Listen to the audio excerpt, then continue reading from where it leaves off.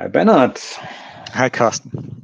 So our deployment was successful. We showed it in the last video. We Mhm, have our host pool. We mhm, have users who can use our desktops. And mhm. now, what can we do with it? How do we connect to? I think that's the theme of our session, right? Right, and you do have various possibilities for connecting to Azure Virtual Desktop, right? And that's, maybe let's go to the official documentation here and see Hmm. where that is. Try to navigate you a little bit through, because if you would, use your search engine and type in AVD connect and then, enter the site Microsoft.com, for example, you would end up probably here, right? Hmm. Um, what you see here is usually in the beginning it was that bar here, and you had two possibilities to connect to the system, which was either a website for connecting to the desktops or a Windows client that you could download. So maybe let's do the legacy or sort of legacy approach first, right? And I will use the Windows client.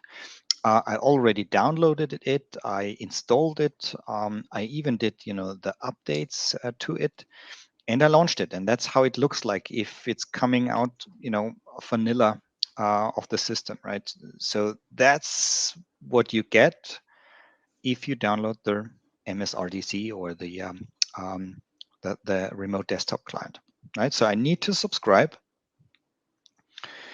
And I subscribe with my credentials. So that's not the correct ones. So you gave, right, the Exactly. permissions to view the desktop, right? Yes. So let's see, enter the password.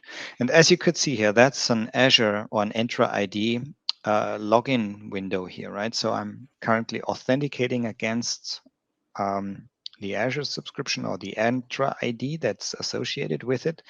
And with that, there is a application group which has my user, and there was the workspace, right? So on top of here, you can see the workspace, which contains the application group, and that contains the desktop. So you remember you were entering a more friendly like name for the desktop itself. It got a little bit abbreviated, so it's not the full text, but it's the one, right? And I can connect to it, but I do a right click first because I want to make sure that as I do have a dual setup or a dual monitor system, I don't want to connect to all of the displays. I want to select the displays because that's much better for demonstrating, right, in a video how it works. So see here, that's my smaller desktop, which I'm using for connecting. So now I'm do a double click on it, and hopefully it brings up a dialog prompt. Maybe you do a double click again. Yeah, now. Just be patient, right? It was two single clicks, not a double. Yeah. So yeah, and now you get the a second login prompt, right? So there Yeah. is no single sign-on in that environment, if you wish, right? Which may be on the roadmap at some point in time. It is in Azure native. You can work with single sign-on there. It has Mm. some requirements, but usually, the idea behind that login is it is a different login, right? So the first one Mm. was a cloud-based identity authentication, and now we do something which is more old school, like a Kerberos authentication kind of Mhm. thing, logging on to Yeah. the box itself, right? Okay, so yeah, that is our So we desktop, have a desktop, right? right? Cool. Finished. Um, There's, not a big deal, right? Interesting though is the thing on top here, right? So press maybe um, what is it? The The bars, stack, like the like bars from the a phone. stacked Yeah. bars, right? Yeah. Um, and the interesting piece here is the connection information that you have, right? So you could look up which protocol is being used, what bandwidth you have, what is your current frame rate, and what is the computer that you're connected to. So you could even see, at the bottom that I'm connected to number 7 of your hosts yeah, and that's basically it. There are other connection methods you may end up to, as there are some things for optimization, but we'll talk about that in a later video. Yeah. Right. We will come back to that because there were some very interesting things here, but we don't want to go down that rabbit hole now. We do it in another session, right? So do you have some applications there? I see Microsoft Edge. Yeah, so there is, Word, Excel, PowerPoint that's installed. I mean, you can open up the browser logically, but it's pretty familiar, pretty vanilla. So it's, we have chosen the M365 image, and it brings obviously that kind of applications with it. However, we didn't, we did not enable the user with an Office or with an M365 subscription, right? So we are still in the testing phase. So I would not be able to launch that. Well, I would be able to launch it, but it would tell me, hey, can you activate or that version of Word in order to work with it, right? But if you're a user that has the permissions to them, you could use that then. Okay. Other applications would need to be installed, but that's also a later video because we wanted to start fast. Customizing image, like installing a language pack, for example, is definitely something that will be added later on, right? Okay. Okay, that's the usual application, the remote desktop client application for Windows. Do you want to show another one? Maybe the web one, or? Yes, let me just disconnect first. And you may have seen from the dialogues that I have the permissions to shut down the host. That's not usually the case, right? But you gave me permissions. We cheated a bit. You gave me admin permissions, and that changed the options that I got for the logout. Okay, the web access, right? So I would advise you to go to the web browser section here because there is a specific URL that you could choose for logging into the Azure environment, right? So remember, we are hosting the AVD services for you. That means we are also hosting the websites for you in order to connect to it, right? So depends on where you are, but most common is Azure, the first option. So let's maybe copy that link here, and I need to do it in a private browsing section, probably, right? Because it is using the authentication context, right? And I don't want to log on with my Microsoft credentials first, so let's do that.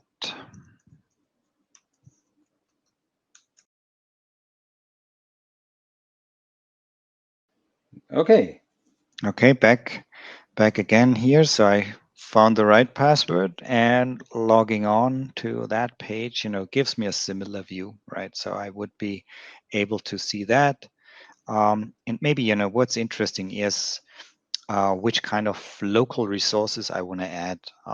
Do I want to add the clipboard for copy and pasting and the local installed printers? And I would say yes for having that benefit. And here's the second auth prompt, like as we had before. And now you see, a similar view to the desktop itself as it was before. Okay, so I mean, and it was reconnecting to your disconnected session. Yeah, another thing. Yeah, that's true. I like that. Okay, yeah, let's go back. Disconnect here.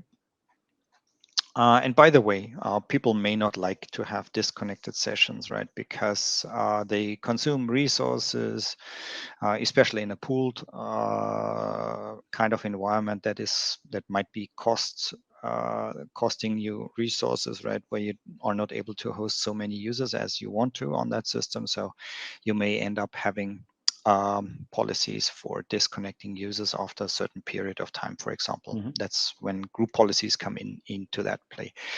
Okay, but there's one more thing that I want to show before we switch over to another tool, which you show. is the features are different a little bit depending on which client you are choosing, right? I mean, there are also different clients for different operating systems and even thin clients that you can choose. But they don't have, I think, 100% feature overlap. So there are things that you can do with one version, but maybe not be able to do it with the other version, right? So if you want to learn more, then go into this section here and read up through what you can do, how the tools work, and what's maybe not working. Okay. But I think I'll switch over now to your system, or let's switch over to show the Windows app, which is relatively new, right? I think so. I saw it, so I switched to my screen. So I'm here. I'm shooting the video or presenting from a Windows 11 host, and I opened the Windows store on the host, and I'm just searching for Windows app in the store, and here's the Windows app. And normally Windows app, okay, there's not remote desktop app in it. So I think it's from the Windows 365. So when you have your own desktop in Azure, there's an option to get a desktop in Azure. And I think this is the app for that. But if you read here, it can also connect to Azure Virtual Desktop, Windows 365, DevBox, and so on. And I like the look and feel. So I want to show an alternative to the remote desktop client. It's already installed. So you just install it from the Windows app. There is no fee included here, so it's free. And then you have this application. So it's an app. It's not signed in. So I have also to sign in with an Entra ID account. So, and I forgot to copy and paste the password, so I have to type it.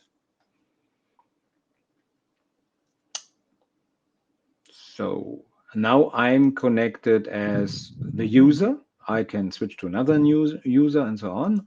And here we also have settings. So first I go to devices, and what we are subscribed now also to with this user, and we see there is one Azure Virtual Desktop for me, or at least one workspace, and I can connect to it. But the same is true here then with your client. If I just do it, I have it on every screen I have. So I also go to the settings, and you see I've two screens more. So so I only want it on this one. That's already configured, so it has remembered my settings, and I can do the other things here as well. So I'm fine. And I go now to connect. And the same is now happening. We will see a prompt for the local user. At least it gave the local system my username, and I only have to authenticate with the password. So I'm now in full screen, and this is something we saw at your login also. So in the multi-session version of the Windows 11, there is already the FS Logic application is already there. We haven't configured anything yet. We will do that also in a later video, but we see it tries to use FS Logic already. It's not succeeding. And then we get a normal profile, a local one. And here you see I have just the same as you had. I have my Windows apps and so on. And if I go to the, how you called it, stacked bars here, and I also have a very good connection, but I have a different one. So I use an RD gateway in Azure. And I go over the WebSocket. We will talk about the different connection types later. And I have 38 milliseconds. Yeah. So it's depending on the network that you have or where you are located, right? But let's dedicate a session more specifically we to will that. Do that yeah. If you question yourself, because sometimes there are the questions regarding multi-factor authentication. Yeah, that works as well, right? So you may be prompted for multi-factor authentication if you have configured your Azure Entra ID accounts for that. Depending on how you have specified that. And what else? Yeah, the other question is, and I think we tackle that one in the next video, which is, what am I allowed to bring in that sessions, right? So for example, if you could open up your file explorer, would you see local drives as well? Because usually, that's probably a thing or the question that the people ask. Hey, can I bring my local drives into the session? And for that, we see yes. But these are the answer already. Yeah, we see. Yeah, yes. These are the default ones or the default settings. But you may not want to have the redirected drives and folders inside of the desktop for security reasons, for example. So I think we now should talk a little bit about what you can configure on the host pool itself in order to allow or disallow things. Yeah, but I would say we do that in this session, or yeah, let's do one more thing. So the name, what I dislike was the name of your workspace. So can you open up your Windows app one more time, please? I can open up my Windows app. It's still here. So here we are. No, not this one. You mean the Windows app, not the connection. Right. So see here, the workspace is called Site B #1, and that might be not the best name for the user, right? For the workspace to be identified. So let's change that name and see how fast it is reflecting in that view. So if you go back to your host pool or to your resource group where the AVD resources are, it's here. And look for the workspace object. There we have it. And under properties, I think you should be able to specify a friendly name under configuration on the right. Yeah, but it's not here. Yes, it is. Application group, maybe. No, it was. Yes. So go move your mouse to the right. There is no, in the middle. It's directly in the middle of the screen. Friendly name. Here's the name. I didn't get it. Here you can enter it. Okay. Yes, so now we have to decide for a good name. Workspace Site B or something. Workspace Site B. I take it because I'm always not good with names. Save it on top. To make maybe it happen. we do a little bit space here, one space. Right. So here's the save button. Okay. And I go to the Windows app. It was updated, and probably we need to do some sort of a refresh here. Maybe it's the 3 dot. I'm not so used at so much used here with that tool. So the 3 dots here is pin 2. Can we refresh it? Let's see. Or maybe an F5 will help. No, it's not. Unbelievable. So no refresh here. So on the settings on the left, there's also no refresh. We are stuck with the name forever. So the what the Windows app is, the Windows app is lazy, or let's switch over to my system. I will do that. Let's see. Okay, so see here, that was the previous name, right? But here is a refresh button. So let's they forgot the refresh button in the Windows app. I don't know. Maybe it's something that would be a good feature request. I don't know. So now you see here workspace Site B. So it's relatively fast. I mean, from the depending on how you do it, and that's a little bit better name, I would say. Okay, but anyways, let's see at restricting the access to the desktops, and that's another session. Yeah, let's do that. Okay, see you in the next one, right?